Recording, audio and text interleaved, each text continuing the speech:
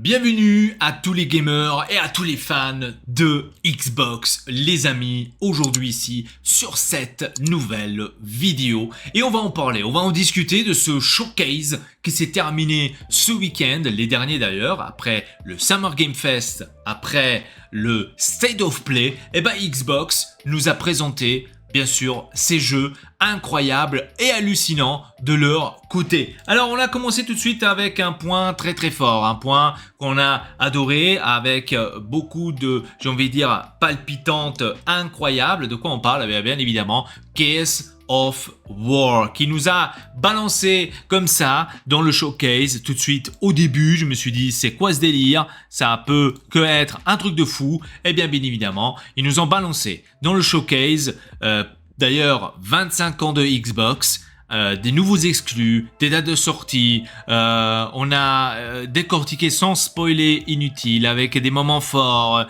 Franchement, si vous êtes fan de Xbox, de Game Pass, ceci c'était, on va dire, la showcase ou le showcase que a été fait absolument pour vous. Alors, bien sûr, et ça tout de suite, ce jeu incroyable, Gears of War E-Day, la star, j'ai envie de dire, de ce show, bien évidemment, ce fut déjà le coup d'honneur. Pourquoi? Parce que c'est officiel, hein, c'est un exclusive Xbox, le Gears of War. Oui, la version PlayStation a été heureusement annulée, donc il n'y aura pas de Gears of War, attention, Gears of War E-Day, il n'y aura pas sur PlayStation 5, donc c'est une exclusivité Xbox, et oui les amis, ça va être vraiment incroyable. Donc c'est bien évidemment le retour aux sources, ultra violent et nostalgique, bien évidemment. Et quoi de mieux, 25 ans de Xbox, qu'est-ce que tu veux présenter de mieux que Gears of War exclusive uniquement pour la Xbox? Donc, date de sortie, préparez-vous parce que les dates de sortie sont palpitantes, 6 octobre. Oui, je vous avais dit, hein, il faut prendre vraiment du congé entre septembre et février parce qu'on n'a que des sorties là-dedans. Et donc, oui, 6 octobre les amis, la sortie de ce magnifique Gears of War, et je dois vous dire absolument que ça va être certainement le premier Gears of War que je vais jouer. Je n'ai jamais joué un Gears of War, je dois vous avouer, personnellement, mais là, ça va être certainement le premier, lequel que je vais jouer. Absolument. Inutile de vous dire qu'il sera Day One sur le Game Pass. Donc, pour ceux qui critiquent énormément cela, franchement, ça revient, on va dire, en force. Et ça nous donne, encore une fois, le message que le Game Pass, c'est la meilleure librairie de jeux vidéo. Ce qu'on a actuellement. Donc, il faut le dire, franchement, de ça, ce qui nous balance dans le Game Pass, ces derniers jours, ces derniers moments, ces derniers mois ou ces prochains mois à venir, franchement, c'est un truc incroyable. Et donc, qui dit 25 ans Xbox, dit, oui, vous l'avez compris, version absolument hallucinante et version incroyable de la part de la Xbox. On a eu cette annonce et je me suis dit, quoi ?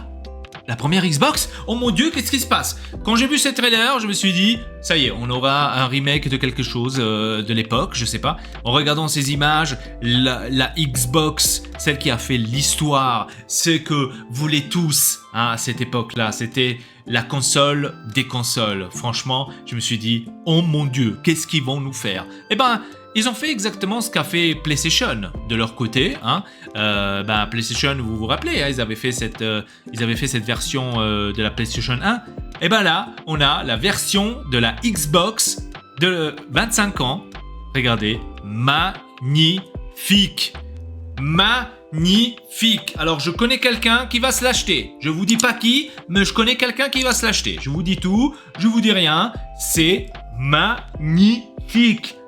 Qu'est-ce que vous voulez de plus? C'est ça ce qu'ils veulent les fans de Xbox. C'est exactement ça ce qu'ils veulent les fans de Xbox. Oh là là! Ça, c'est magistral. Bien sûr, avec les jeux Halo, Gears of War, Fable, franchement, qu'est-ce que vous voulez de plus? Eh bien évidemment, 25 ans de Xbox ne pourrait pas être mieux que cela. Oui, novembre 2026, qui sortira cette console. Oui, c'est là, c'est bientôt. Hein, c'est pas dans 4 ans, c'est pas dans 1 an. Non, c'est en novembre 2026. Je vous ai pas dit qu'il faut prendre du congé entre septembre et février. Voilà, je vous dis pas du n'importe quoi. Eh ben maintenant vous savez le pourquoi. Il faut faire ça. Même une nouvelle console. Bah, une nouvelle console, c'est pas tout à fait une nouvelle console, mais un nouveau truc de console. Voilà, hein, même là. Waouh. Hein, waouh. Ensuite, annonce de Playground Game. Et moi, quand j'ai vu Playground Game, je me suis dit, hop, qu'est-ce qu'on a là, hein? Oui, nouveau trailer, plus dark, story, vraiment plus sur Isabelle. De quoi on parle? Oui, bah oui, Fable, qui a été annoncé, qui a été poussé et repoussé, j'ai envie de dire, hein, après ça. Et ben, franchement, là, ça va être aussi palpitant. Ça va être un jeu que moi, personnellement, je vais le jouer aussi. Hein. Ça va être un jeu très intéressant. Absolument à jouer. Je vous donne la date de sortie ou pas? Ouais, parce que la date de sortie, elle va être quand?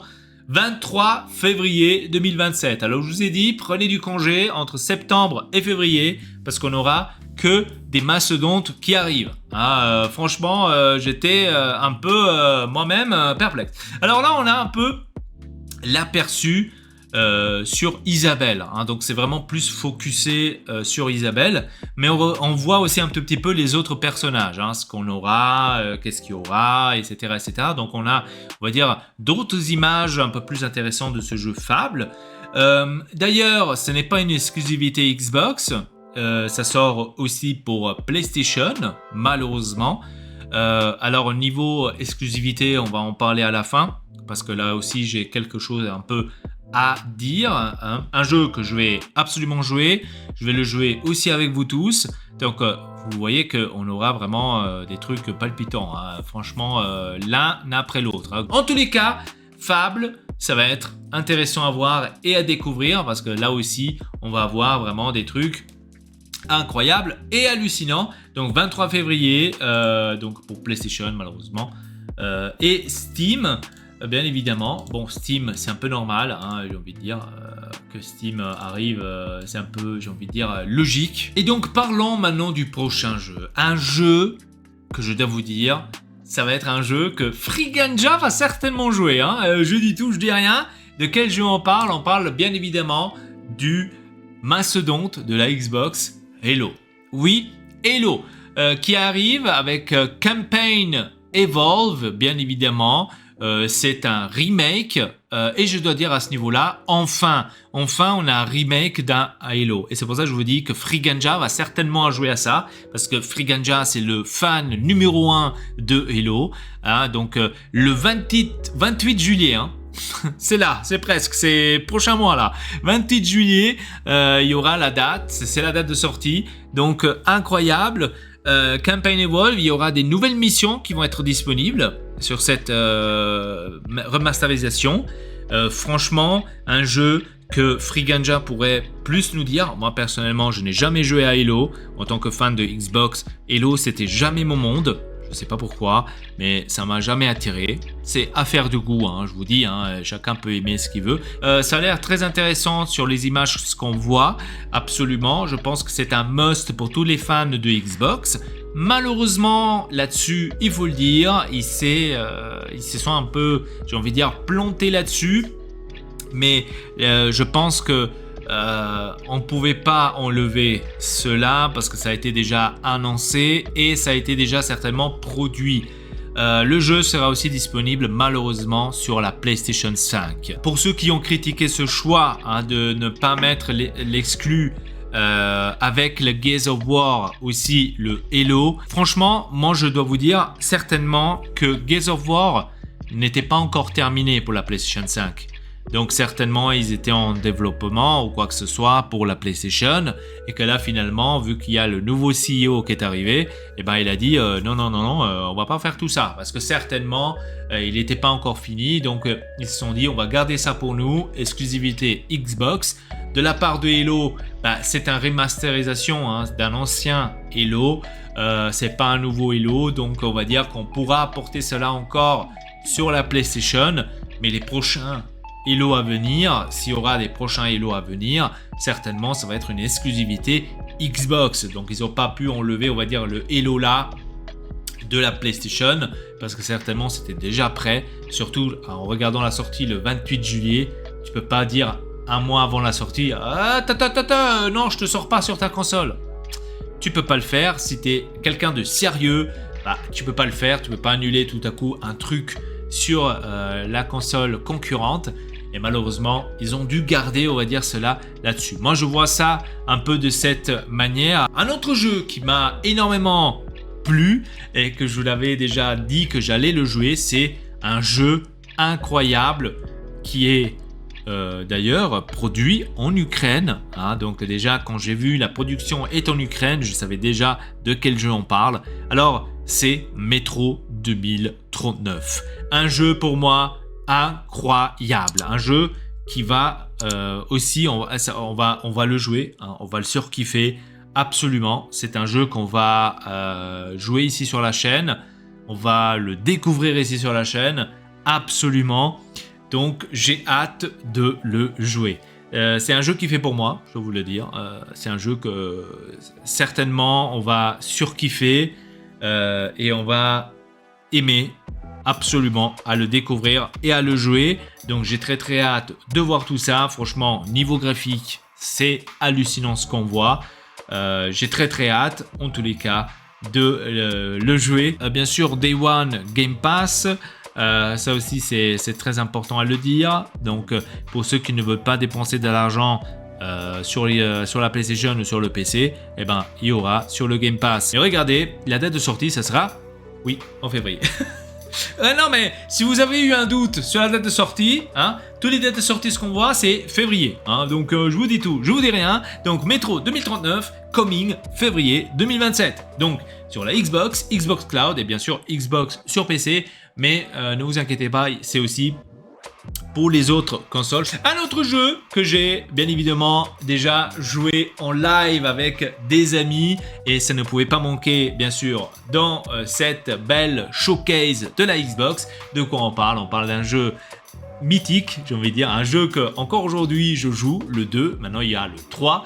De quoi on parle? Bien évidemment, on parle du jeu State of Decay 3. Donc un jeu pour moi qui est incroyable pour jouer avec des amis. Ça, c'est le seul et unique jeu où je me dis, là-dessus, j'ai pas envie de jouer en solo. Là-dessus, j'ai envie de jouer avec des amis. Sérieux, je l'ai joué avec Cortex, je l'ai joué avec plein d'autres amis, ce jeu, donc le 2. Et le 3, bien évidemment, la seule chose, peut-être la note que j'ai envie de vous donner négative de ce jeu, c'est que ça a l'air d'être assez répétitif du 2. Donc là, ça craint que ça fera une petite chute là-dessus, que très peu de personnes vont s'y intéresser parce que ça a l'air d'être un peu répétitif du deuxième. Certainement, on a peut-être des nouvelles graphiques ou des nouvelles fonctionnalités certainement, mais la base, la globale, on va dire, du jeu reste toujours de la même façon. On a toujours les mêmes monstres, on a toujours les mêmes pièges, on a toujours les mêmes... Donc vous voyez, c'est toujours assez répétitif, c'est des camps qu'il faut aller chercher, vous voyez, des camps qu'il faut faire, ça c'est le gameplay par exemple, des camps qu'il faut faire, des camps qu'il faut construire, il faut aller chercher des pièces, il faut aller chercher ci, il faut aller chercher ça. Donc en fait, c'est ce qu'on faisait dans le 2, donc on fait aussi sur le 3. Donc c'est assez répétitif à ce niveau-là. Mais ceux qui kiffent ce jeu comme moi, bah, c'est un jeu que il faut le jouer, hein, donc absolument. On n'a pas de date officielle, on n'a que uniquement écrit ça va sortir coming 2027.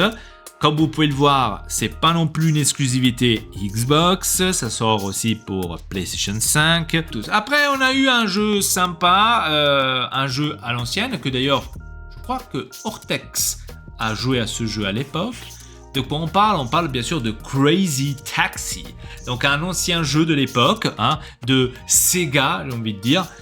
Franchement, aussi un jeu sympathique si on veut revenir en 2002.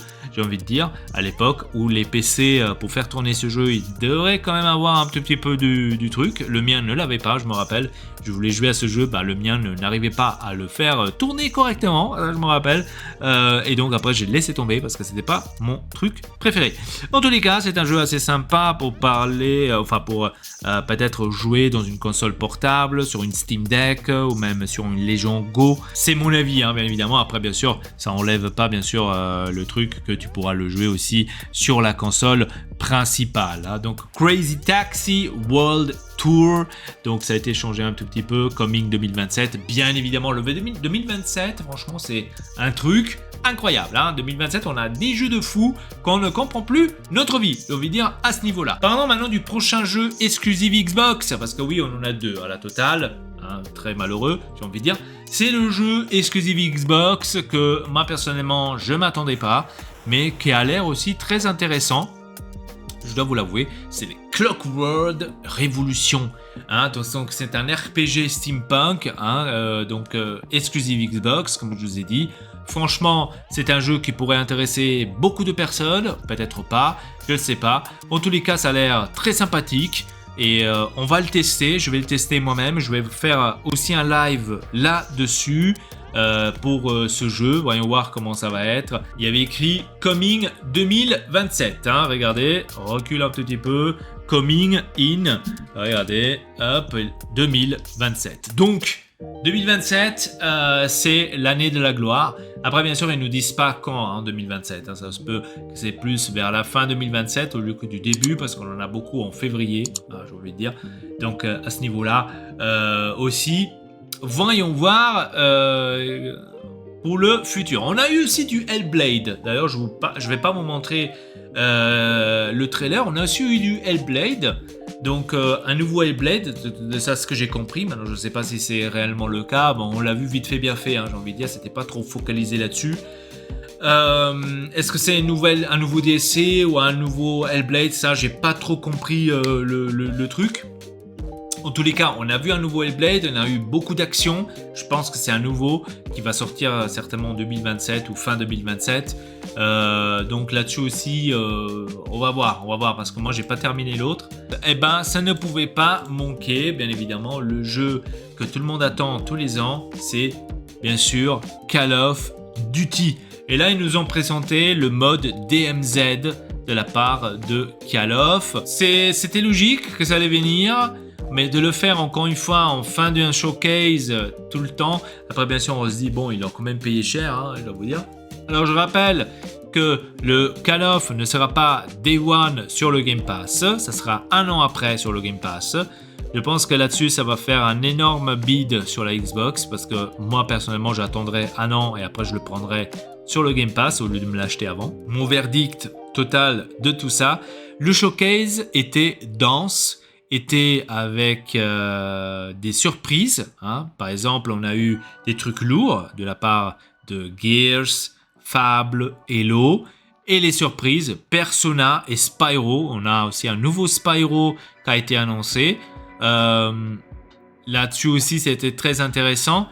2 seules exclusivités de Xbox, et là-dessus, il faudra en parler. Alors, les exclusivités Xbox sont en train de mourir, j'ai l'impression, quand on voit qu'il n'y a que 2 jeux annoncés exclusifs Xbox. Mais comme je vous ai dit tout à l'heure, certainement beaucoup de jeux ont été déjà développés pour la PlayStation et ne pouvaient pas dire ah non attends on va annuler sur la PlayStation 5 parce qu'on aura maintenant une nouvelle idéologie. Donc ils pourront pas le faire. Là, c'était le cas par exemple chez Halo. Hein. Halo, voilà, ça sort en juillet donc tu peux pas dire un mois avant écoute non je te sors pas, reste là. Logique que ça allait venir. En tous les cas, j'étais un peu choqué de cela. Hein. Donc, je m'attends plus d'exclusivité Xbox.